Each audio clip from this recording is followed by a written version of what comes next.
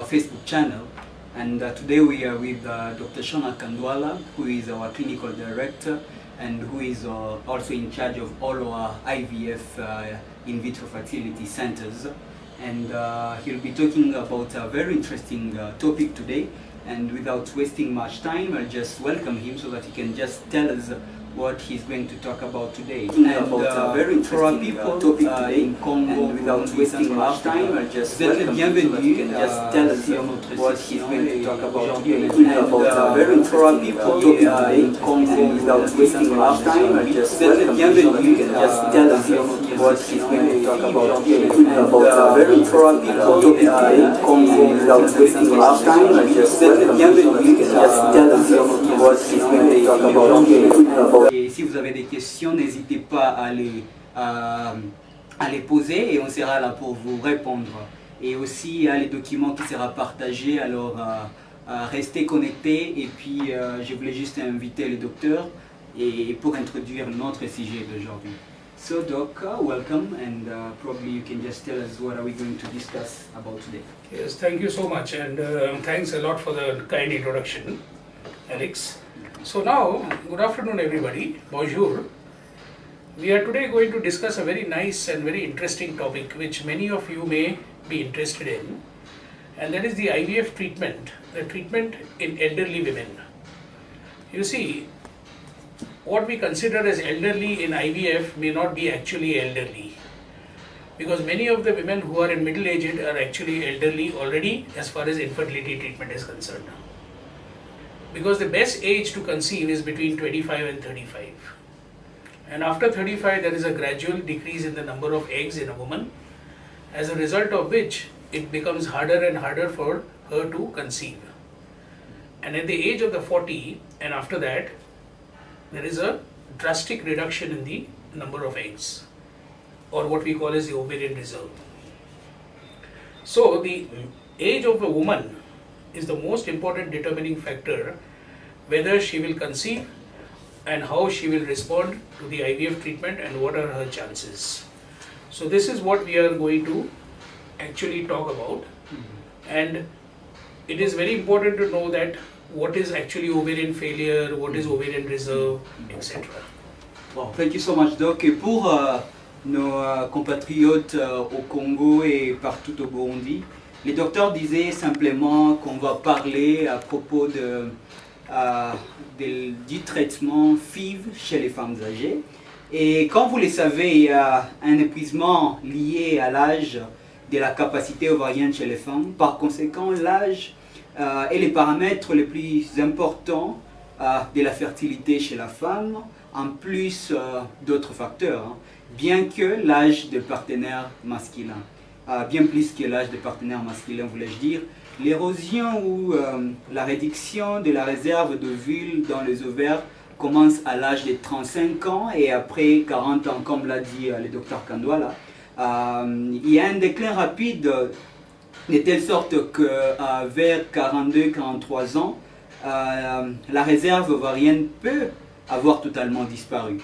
Ensuite, il y a la maladie que le docteur a mentionnée, appelée insuffisance ovarienne prématurée, ou échec dans laquelle la fonction ovarienne cesse plus tôt que d'habitude, ce qui pourrait coïncider avec une ménopause prématurée où les règles pourraient continuer même si la fonction ovarienne est très faible. Voilà ce qu'on va discuter aujourd'hui avec le docteur Kandwala. So, most welcome. So Doc, you talked about, you said you're going to discuss about IVF treatment in elderly women. So in terms of the poor ovarian, you know, so many people may not really understand this. We generally hear terms like poor ovarian reserve or low ovarian reserve. What is that exactly? What do you mean by that? Right, so we need to know exactly what is poor ovarian reserve as opposed to poor ovarian function. Now, poor ovarian reserve means, or ovarian reserve per se means, the number of follicles that this lady has in her ovaries at that particular time. Alright. And ovarian function is the ability to produce the eggs by the ovary. So there are now, many women coming nowadays who lose their ovarian function at a very young age, which is very disconcerting. You know, you may have a woman at 28 or 30 who's actually going into premature menopause or premature ovarian failure, which is, you know, I mean, which is diagnosed by so many tests and clinical conditions, but which is very disconcerting because this lady now has nothing left in her at such a young age.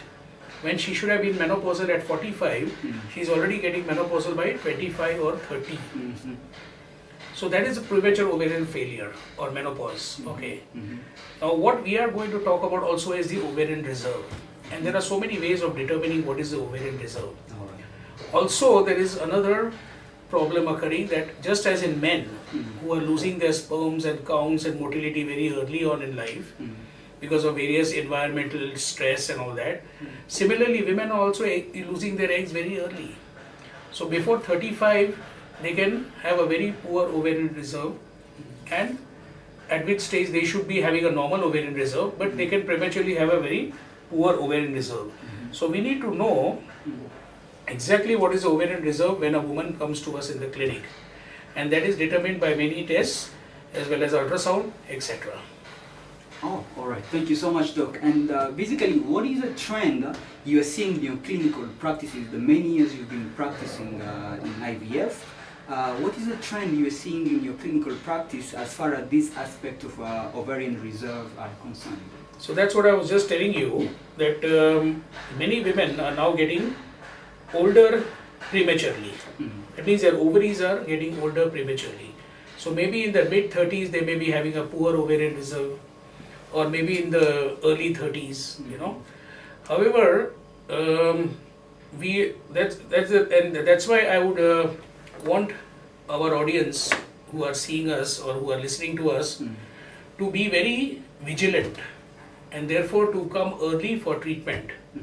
Whether they come to an IVF specialist or they come to a gynecologist for infertility treatment, they should not wait for 3 years, 4 years, 5 years after getting married and having tried to conceive and not conceiving, you know. They should come within the first year or the second year as soon as possible, because then we can do the best treatment at that time. But if the ovarian reserve gets depleted, and if the eggs get depleted and the ovaries start losing their function, then there is very little that we can do. Of course, we do a lot of things, but there is very little that we can do to reverse this particular phenomenon. So, Doc, if I'm getting you right, then it's best advice for a couple to come in the first or second year after marriage? Immediately, you know, because she is considered infertile if they have not born a children within, after 1 year of having stayed together, having frequent intercourse, etc. No. So if they have not had, and then they should immediately come. They may not come to an IVF specialist like me, but they may go to a gynecologist whom they know, who will probably then direct them to an IVF clinic, you know. But it is very important for them to realize that ovarian reserve is such an important thing, and the woman's age is such an important thing, that everything hinges on that. Oh, all right. Wow, thank you so much, Dr. And Doc, this question, I believe someone who is listening to us may want to know probably, how would you know that a particular woman,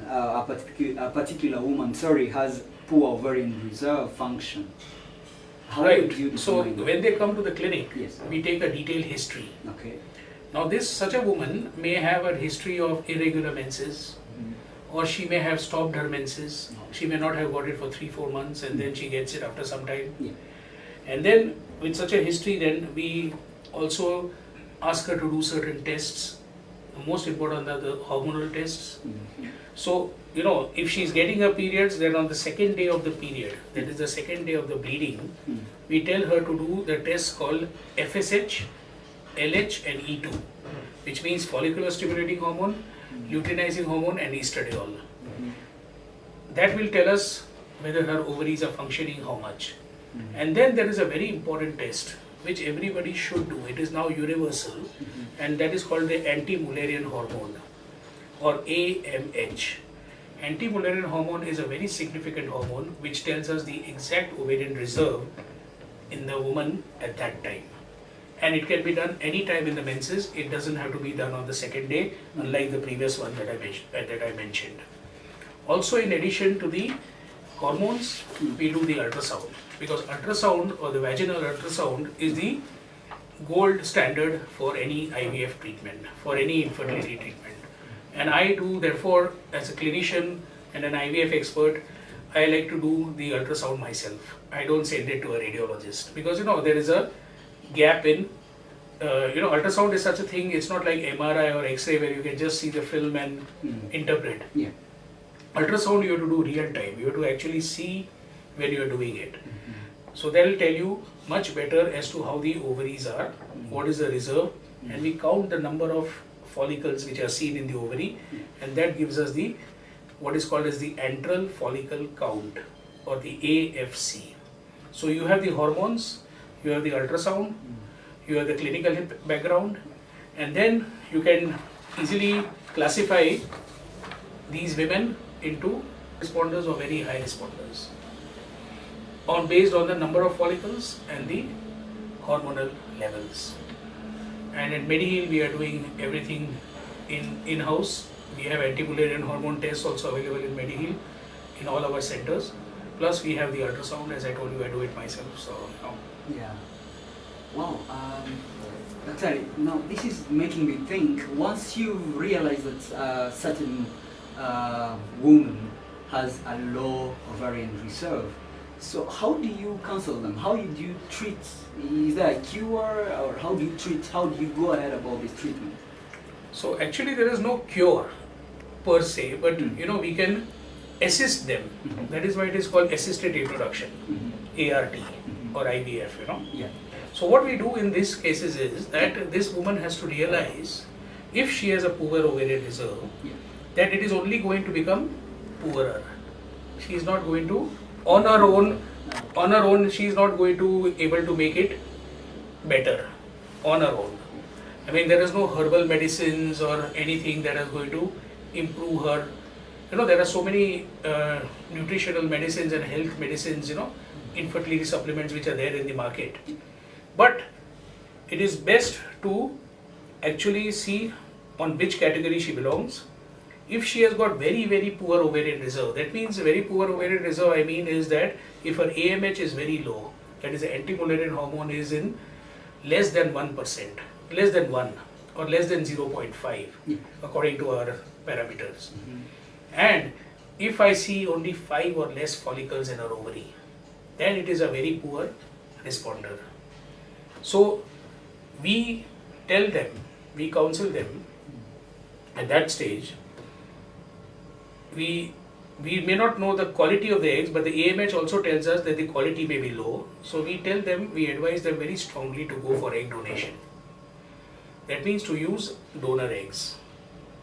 But there are others who are low responders, who are borderline, whom we can boost their ovaries, we can boost the ovarian reserve by giving them medication, which is for 3 to 4 months. And after 3 to 4 months, we again do an ultrasound, we again do the anti-Mullerian hormone and see how much it has come up. And then immediately after that course of 3 to 4 months, that couple has to decide to go for IVF. Because that is the only way that we can get more eggs out, more embryos, and therefore pregnancy. So that is the best chance she has for pregnancy if she takes the supplements. And we have been giving supplements to thousands of women in our clinic who have this poor or low ovarian reserve. And they have improved. They have given us good eggs, they have given us good embryos. But the most important factor here again is age. If she has got poor ovarian reserve and she is above 40, then these supplements may not work in her. They have limitations. So whatever we do, it may not work. So she has to go for then what is called as egg donation. Well, thank you so much, Dr. I think actually what I'm getting here is that the couple should make sure they come as early as possible once they've realized that they're infertile or something of the sort, because the more they wait, the ovarian reserve will get low and low. Wow. Thank you so much, and I hope our people are really watching and listening to all these counseled by our IVF specialist, Dr. Shona Kandwala. So, Dr. you always mention about clinical pregnancy rates, and I don't know, what is that exactly? Is there a rate for pregnancy, or how will you explain that? Yeah, so clinical pregnancy rate, or CPR, Yes. is the way we measure our IVF success. All right. So if out of 100 women that we are treating, 45 of them get pregnant. In the sense, not only get pregnant by doing the beta HCG test or the pregnancy test, but also we see on ultrasound a live baby. Maybe one, maybe two, maybe three, depending upon how many she implants. So if 40 or 45 conceive, it means that 45 is the clinical pregnancy rate, 45%. In MediHeal, we have a consistent pregnancy rate of 50 to 55% clinical pregnancy, that is out of 100 women, 55 conceiving, which is a very good rate as far as even international standards in the developed world is concerned. Oh, congratulations. And also, we should not forget that all these pregnancies unfortunately do not go to term, because some people have miscarriage, some people have premature labor, so many other things, premature delivery, spontaneous abortions, that can occur in any pregnancy. See, so then we have what is called as a live birth rate. So live birth rate is a better parameter of success. Yes. So out of these 55 pregnancies that we had, out of the 100, all may not go to term, maybe 40 to 45 go to term, but that is also a very good rate. So even if there's a background abortion rate you remove, 40 to 45% we have as a live birth rate, which is excellent as far as the IVF outcome is concerned. Considering the fact that we are treating all age groups, I seldom get any women who is below 30. Seldom. So if I had somebody, if I had women coming at 25, 28, 30, 32, I would give them even 80% pregnancy rate at that age. But because we are dealing with the whole age range, right from 28, 30 to 50, it's very difficult to give everybody success. Because of limitations, because of age, because of so many other factors that could be playing, like fibroids, endometriosis, so many other things are there, surrounding that. So, in spite of that, we are giving a 40 to 45% live birth rate, which is, comparable to the developed countries. Oh. So, this is what we were talking about as clinical pregnancy rate. And okay. Thank you so much for enlightening us on that one. Sure. And now that we are really talking about elderly women, Dr. So I don't know, how do these elderly women with depleted ovarian reserve stand a chance to conceive? This is like a dream that they've been waiting for so long. Do they stand a chance to conceive? Yeah, they do stand a chance to conceive, because as I tell all my patients, there are two important parameters when they come to a clinic. One is their number, the number of embryos or whatever, any case number, and their luck. And what the clinic holds a luck for them. So luck is a very important part, but luck doesn't just come like that. We have to work towards it. So, as I told you, 50% of these elderly women, when I say elderly, they are not by age elderly, they may be just 40 to 45 years. But by infertility standards, they are elderly. Because they have depleted ovarian reserve, they have lost most of their eggs, they have got very few eggs remaining.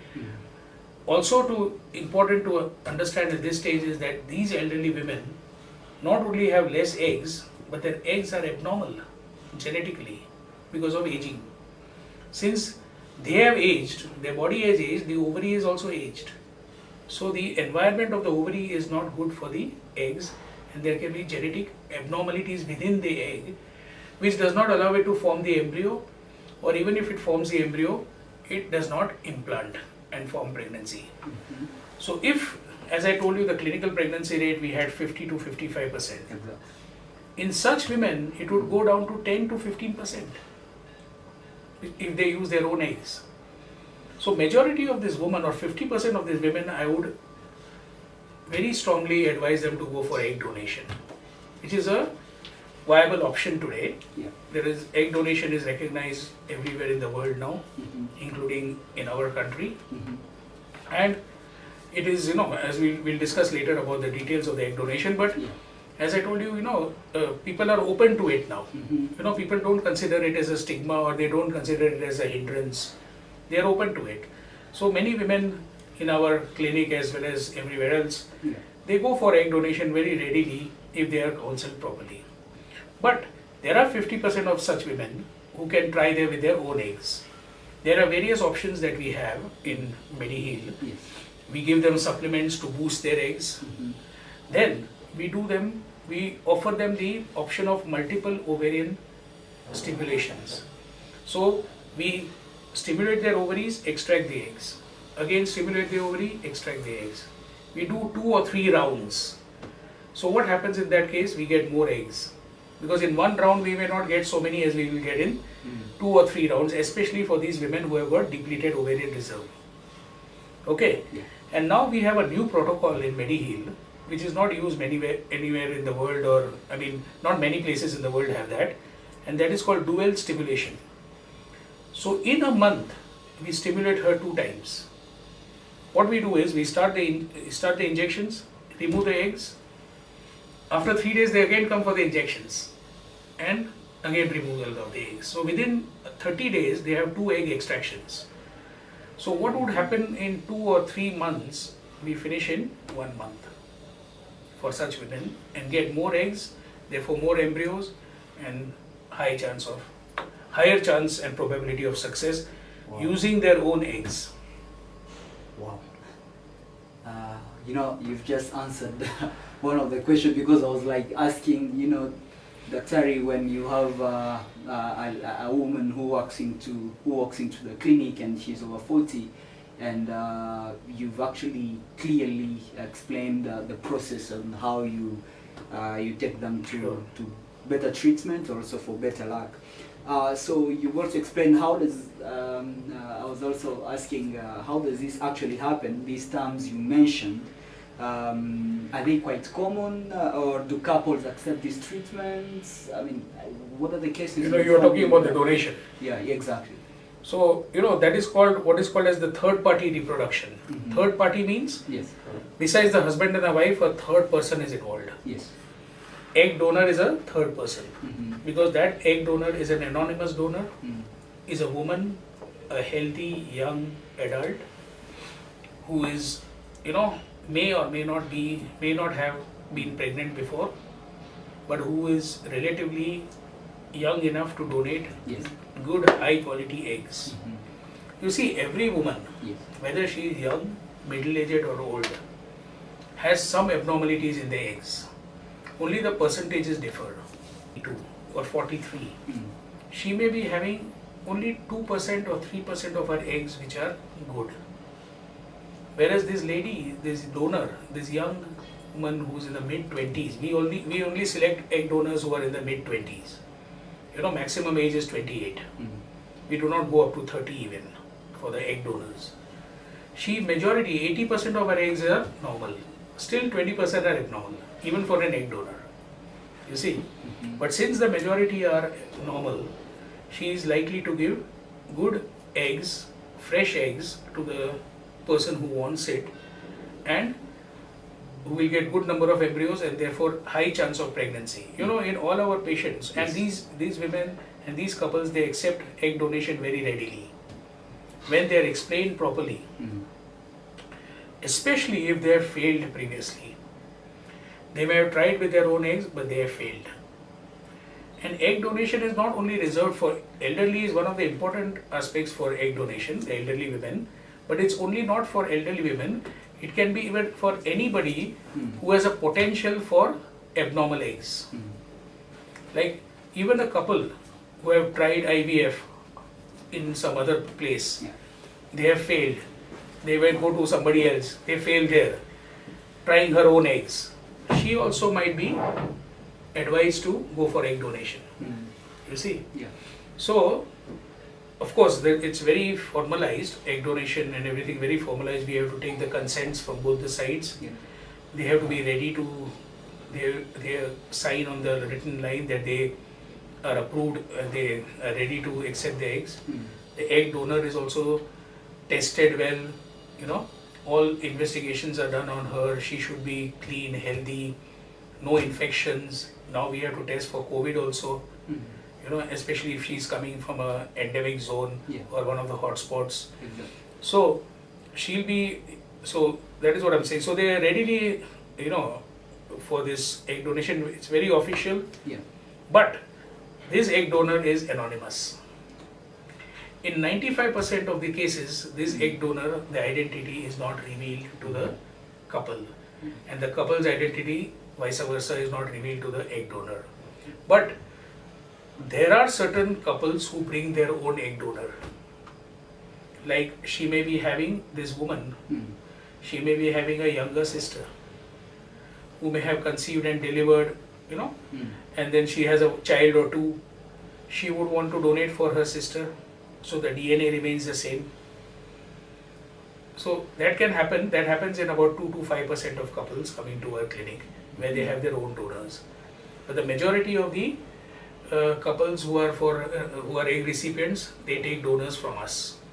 We have a set panel of donors where we extract the eggs, and we have an egg bank. So we store their eggs in that bank, and then what we do is these donors and the recipients, the profiles are matched as far as the characteristics are concerned and everything.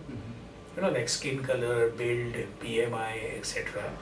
In Kenya, of course, they are particular about the tribe also. So we try to match the tribe, and we match the donor along with the recipient. The exact procedure in this, when we do the actual IVF, is that both the donor cycle and the recipient cycle have to be synchronized so that both go at the same time. And then we remove the eggs from the donor. We use the husband of that woman sperms to fertilize these donor eggs. The resultant embryos we put inside the elderly woman or the recipient. Wow, Doc, that was a whole lesson. And probably a question out of the blue. Do we also have men donors?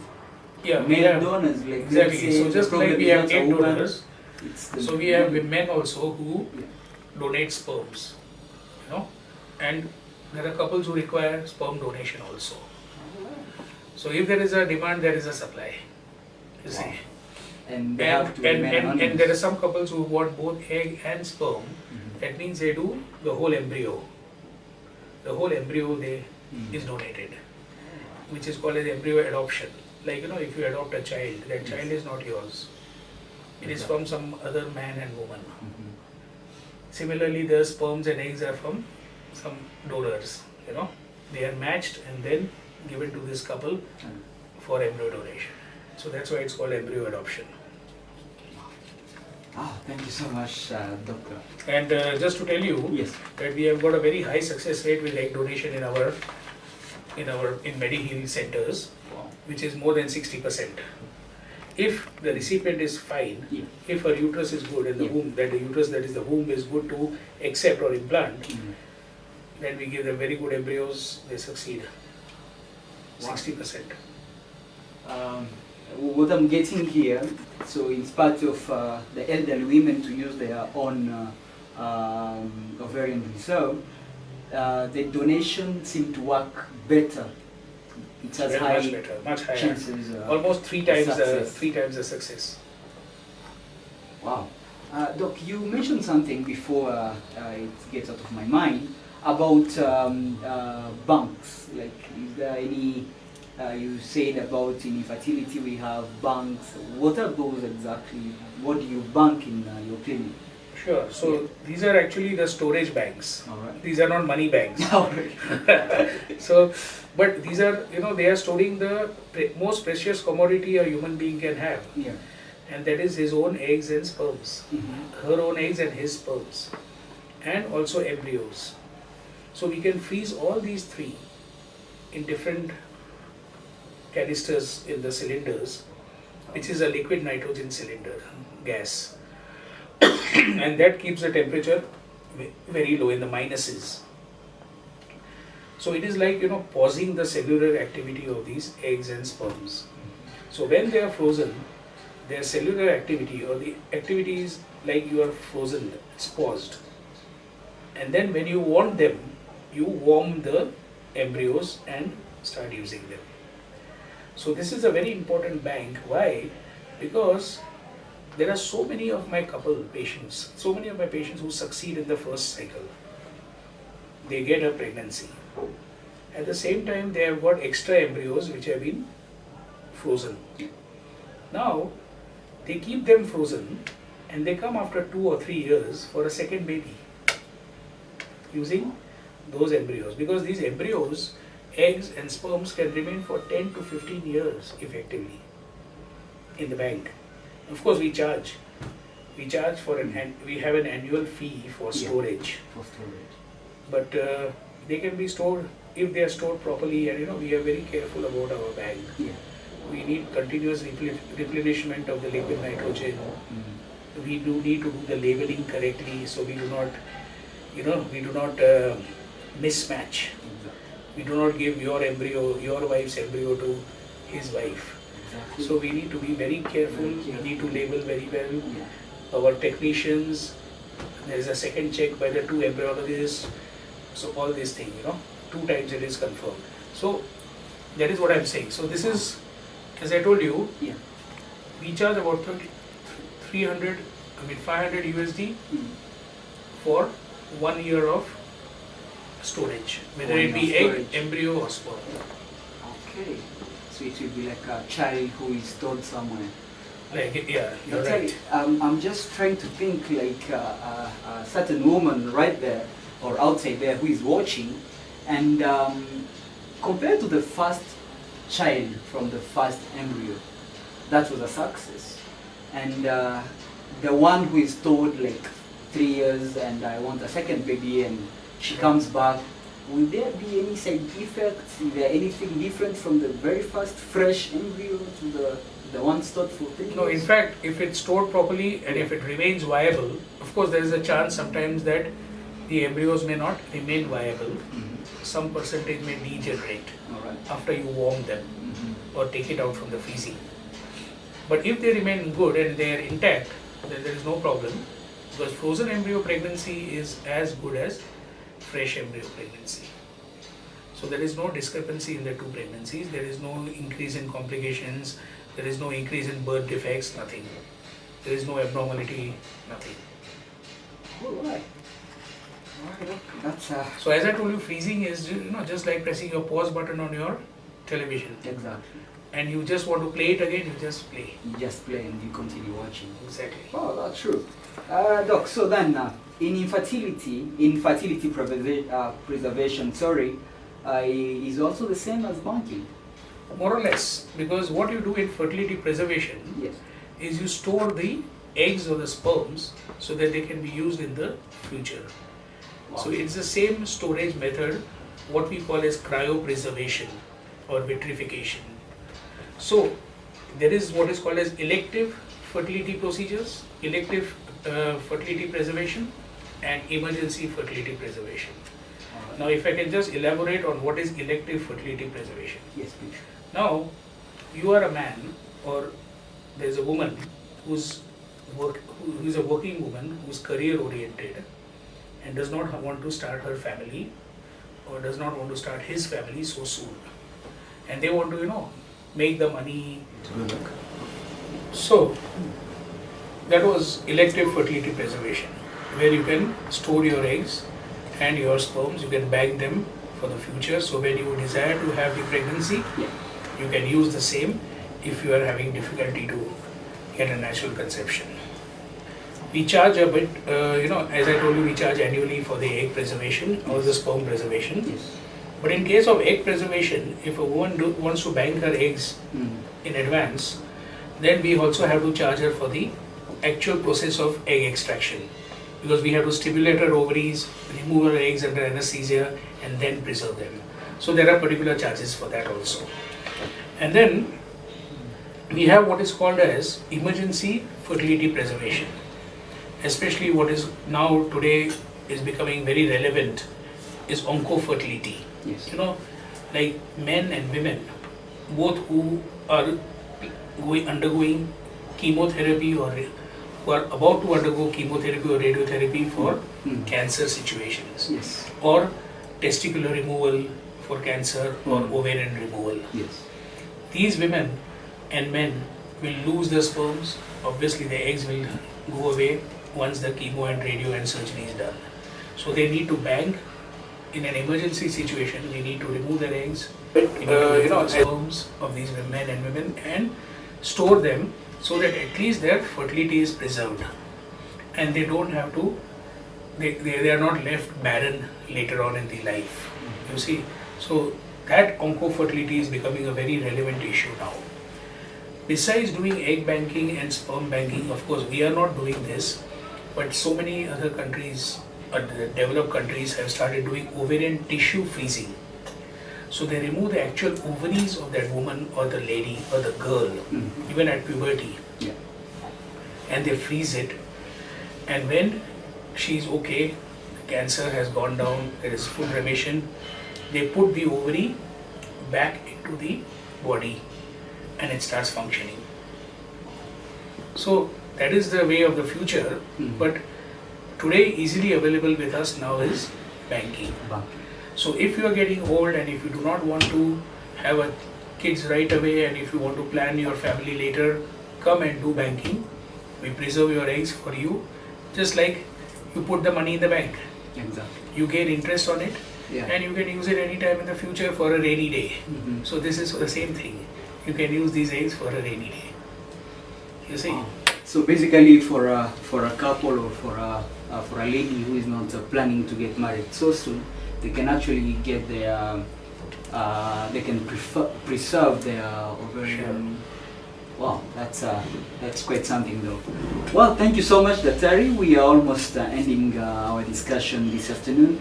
Probably, what is the last thing that you'd like to probably advise to our audience that is following us all over the world, and what is the take-home message from this discussion? Sure. Now, we cannot stress enough the fact that ovarian reserve and ovarian fertility, the fertility in a woman slides away as she ages. You see, so she needs to come, they need to come promptly, they need to go to a gynecologist at least right in the beginning and right quite early in their life so that they can have a chance, a very good chance at conceiving. You know, because, and if they do the IVF in the mid-30s, as I told you, we have a higher chance of success. And as age increases, there is a downslope. Exactly. However, as you know, we have options. A woman at 50 can also conceive today by doing egg donation or embryo donation, provided she has a good womb or a uterus to hold the pregnancy and let it grow to term. So we have options, and I'm sure that in the future we'll come out with more and more options. And as I told you, with egg donation or embryo donation, we have a very high pregnancy rate also. So it's not that you should not at all consider this and blank your mind against this option. Many couples are readily accepting it now, and I'm sure people will go on accepting it more and more once they realize the advantages. Thank you. So basically, there's still hope for elderly women, Of course. for IVF Very treatment. much. Thank you so much, Doc, Thank you. and for actually taking your time. I know there's a lot of patients waiting for you, but you really took time and discussed with us the chances of IVF treatment in elderly women. Merci beaucoup de nous avoir Merci suivis. beaucoup. C'est le docteur Kandwala, il a pris son temps précieux. Je sais qu'il y a beaucoup de patients qui l'attendent déjà à la clinique, mais quand même il a pris son temps pour nous parler et surtout des possibilités de traitement FIV chez les femmes âgées. Alors ce qu'on va faire, je sais qu'il y a beaucoup d'entre vous peut-être au Congo, au Burundi et partout là, peut-être vous qui parlez français, vous n'avez pas pu capter le message. Ce qu'on fera est qu'on va partager avec vous un document en français de tout ce que le docteur a parlé.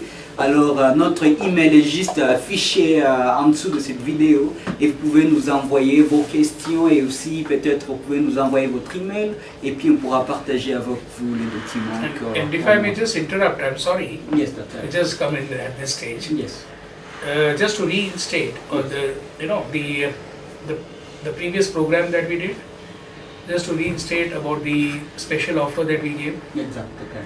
and the discount offer that we gave for the IVF. Yes, yes. Where we are charging 300,000 if they do with their own eggs and 350,000 with the donor eggs, and they have to pay a minimum 100,000 as deposit and minimum 100,000, but they can pay the whole amount also. And if when they register by paying the 100,000, it's only for the first 25 couples. It's on a first come first basis. It's not unlimited offer. Wow. But once they come and pay the 100,000, then they can have a discount, 15%, 15% discount on all the tests. Yes. And medications are separate. Medications we cannot include in this offer. Amazing. So just trying to recollect. Try to freshen the memories of those who had seen last time, Yes. and those who will see us now. Exactly. And if you could project the numbers, Yes. the account numbers where they can do by M-Pesa. Yes. They don't have to come here to Nairobi because of the lockdown is there. Yes. They can do M-Pesa or they can do bank transfer, so many things. Amazing. There you go, guys. So you have an offer for IVF treatments till May. Thank you so much, Dr. Thanks. Thank you. Yeah.